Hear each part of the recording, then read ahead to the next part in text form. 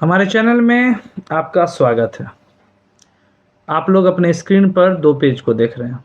एक तरफ जहां यूडाइस प्लस का पेज खुला हुआ है, वहीं दूसरी ओर झारखंड अधिविद्य परिषद रांची के द्वारा एक सूचना दिया गया है छात्रों को।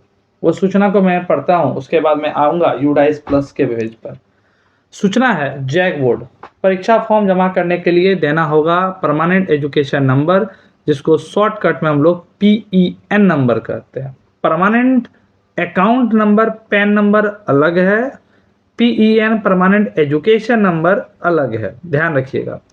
लिखा है, वर्ष 2026 में जैक बोर्ड द्वारा ली जाने वाली मैट्रिक इंटर की परीक्षा में शामिल होने वाले परीक्षार्थियों को परीक्षा फॉर्म जमा करने की प्रक्रिया नवंबर माह में शुरू हो जाएगी। परीक्षा फॉर्म में परीक्षार्थियों को परमानेंट एजुकेशन नंबर देना अब अनिवार्य होगा। तो हमारे दिमाग में जरूर आएगा कि परमानेंट एजुकेशन नंबर क्या है। यह 12 अंकों का एक यूनिक नंबर है। तो ध्यान रखने वाली बात है कि जो परमानेंट एजुकेशन नंबर होगा वह 12 अंकों का होगा, जो विद्यार्थियों को यूडाइस पोर्टल पर पंजीयन के बाद मिलेगा। तो हम लोग आज यहाँ से समझेंगे परमानेंट एजुकेशन नंबर क्या है, यूडाइस पोर्टल पर पंजीयन करने की प्रक्रिया क्या है। तो चलिए, तो हम लोग पहले समझते हैं यूडाइस प्लस।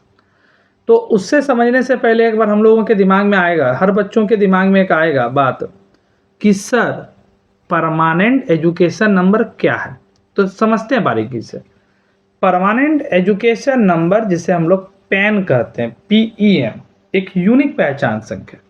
जैसे कि कोई मतदाता जब वोट देने के लिए जाता है तो उसके पास मतदान पहचान पत्र होता है, जिससे यह पता चलता है कि यह मतदाता किस पोलिंग बूथ पर कहां पर मतदान किया और किस विधानसभा या लोकसभा सीट से बिलोंग करता है। उसी प्रकार किसी स्टूडेंट की पहचान के लिए परमानेंट एजुकेशन नंबर होता है, जिसे हम लोग पैन के नाम से जानते हैं, PN के नाम से जानते हैं। यूनिक आइडेंटिफिकेशन नंबर होता है जो कि किसी छात्र को उसके पूरे शैक्षणिक जीवन के लिए दी जाती है। ये NEP न्यू एजुकेशन पॉलिसी 2020 के बाद से भारत सरकार के द्वारा लाया गया है, इंडियन गवर्नमेंट के द्वारा लाया गया है। यह केंद्र सरकार शिक्षा मंत्रालय मिनिस्ट्री ऑफ एजुकेशन के द्वारा लाया गया है। तो ये पूरा शैक्षणिक जीवन का, यानी आप class 10th, class 12th, graduation, master जो भी डिग्री लेते हैं, उन सभी के लिए परमानेंट एजुकेशन नंबर जारी किया जाता है। यह छात्र के शैक्षिक रिकॉर्ड को, यानी एजुकेशन रिकॉर्ड्स को डिजिटल रूप में ट्रैक करने में मदद करता है। जैसे कि आप कहाँ से पढ़ाई किए, कौन सा एग्जाम दिए हैं, क्या रिजल्ट आया है, इन सभी चीज़ों का इसमें डेटा रहता है। उद्देश्य था सरकार का बनाने का क्या, तो हर एक छात्र को एक अस्थायी शिक्षा पहचान देना। स्कूल बदलने या राज्य बदलने पर बहुत सारे ऐसे बच्चे हैं जो स्कूल बदलते हैं या राज्य बदलते हैं, तो उनका जो रिकॉर्ड होता है ना, वो रिकॉर्ड ट्रांसफर में कहीं ना कहीं ट्रांसपेरेंसी आए। ठीक है, जिस वजह से बोर्ड, विश्वविद्यालय और सरकारी पोर्टल्स के बीच में डाटा इंटीग्रेशन का कोई दिक्कत ना हो। तो भारत सरकार के द्वारा, मिनिस्ट्री एजुकेशन के द्वारा परमानेंट एजुकेशन नंबर की व्यवस्था की गई है। अब सवाल उठता है कि भारत में इसका उपयोग कहाँ होता है। तो भारत में इसका उपयोग होता है दीक्षा के पोर्टल में, UDISC प्लस, जो कि आपके स्क्रीन पर दिख रहा है, और एकेडमिक जानकारी के लिए हम लोग इसका इस्तेमाल करते हैं। लेकिन क्या UDIC प्लस के वेबसाइट से हम लोग परमानेंट एजुकेशन नंबर क्रिएट कर सकते हैं? क्या एक स्टूडेंट क्रिएट कर सकता है? उन चीज़ों को भी हम लोग धीरे धीरे समझेंगे बारीकी से।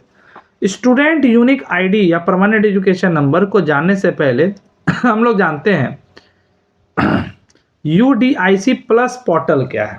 तो आपके स्क्रीन पर दिख रहा है UDIC पोर्टल। हम लोगों ने परमानेंट एजुकेशन नंबर को समझा। अब हम लोग UDISC प्लस के वेबसाइट को समझते हैं। UDIC पोर्टल, हर स्कूल का एक यूनिक कोड UDIC कोड होता है। इस कोड के जरिए आप किसी भी स्कूल की पूरी जानकारी देख सकते हैं। ये हालांकि यह बात है कि किसी का भी जानकारी देख सकते हैं, लेकिन हमारे पास उस स्कूल का, नाउ योर स्कूल आप देख सकते हैं, विजिट योर पोर्टल में नाउ योर स्कूल की बात है, लेकिन हमारे पास उस स्कूल का UDIC प्लस का भैया यूनिक कोड होना चाहिए, तभी हम देख सकते हैं। जैसे स्कूल का नाम बोलता है कि इस कोड के जरिए आप किसी भी स्कूल की पूरी जानकारी कैसे देख सकते हैं, तो हमेशा याद रखिएगा स्कूल का नाम और पता होना चाहिए। जैसे क्या देख सकते हैं, टीचर की संख्या, किस स्कूल में कितने टीचर हैं, यदि उस स्कूल चल रहा है तो उस स्कूल में विद्यार्थियों की संख्या क्या है, स्कूल में कौन कौन सी सुविधाएं दी गई हैं बच्चों को, लैपटॉप की सुविधा है कि नहीं, बिजली की सुविधा है कि नहीं, इन सभी चीज़ों के बारे में जानकारी। रिजल्ट और अन्य शैक्षणिक डाटा भी हमको इस UDIC प्लस के वेबसाइट पर मिलेगा। अब सवाल उठता है UDIC कोड क्या होता है। तो UDIC प्लस कोड जो होता है वो 11 अंकों का होता है, ठीक है, जो हर स्कूल को दिया जाता है। ये स्टूडेंट के लिए नहीं होता, ये UDIC प्लस जो नंबर होता है वो स्कूल का होता है। बच्चों को यह ध्यान रखना है कि परमानेंट एजुकेशन नंबर बच्चों का होता है और UDIC प्लस जो नंबर होता है वो स्कूलों के लिए होता है। तो UDIC कोड जो होता है वो 11 अंकों का होता है और परमानेंट एजुकेशन नंबर जो होता है वो 12 डिजिट का होता है। अभी आप लोग स्क्रीन पर देखे थे। तो ध्यान रखने वाली बात है, ये बहुत सारे बच्चों को कन्फ्यूजन होता है। तो UDIC नंबर हम लोगों का नहीं होता है, ये बच्चों का नहीं होता है बल्कि स्कूल का होता है। अब सवाल उठता है कि सर UDIC प्लस बनाने से सरकार को, एजुकेशन मिनिस्ट्री को फायदा क्या? तो स्कूलों की सही से गिनती होती है, शिक्षा योजनाओं को लागू करने में सरकार को कहीं ना कहीं फायदा होता है, स्कूलों की प्रगति की निगरानी सरकार के द्वारा रखी जाती है और बच्चों का एनरोलमेंट कितना हो रहा है, कितने बच्चे पढ़ाई छोड़ रहे हैं, इन सभी चीज़ों की जानकारी UDIC प्लस के वेबसाइट से बच्चे सरकार को, एजुकेशन मिनिस्ट्री को पता चलता है। लेकिन क्या परमानेंट एजुकेशन नंबर बच्चा बना सकता है? तो हम बताते हैं आपको कि PEN परमानेंट एजुकेशन नंबर आप क्रिएट नहीं कर सकते हैं, बल्कि UDIC प्लस के वेबसाइट पर यदि आपके स्कूल के शिक्षक के द्वारा, प्रधानाध्यापक के द्वारा आपके डिटेल्स को डाला गया, इनके वेबसाइट पर आपके डिटेल्स को डाला गया है, तो आपका खुद से खुद permanent education number, PEN number जारी हो जाता है।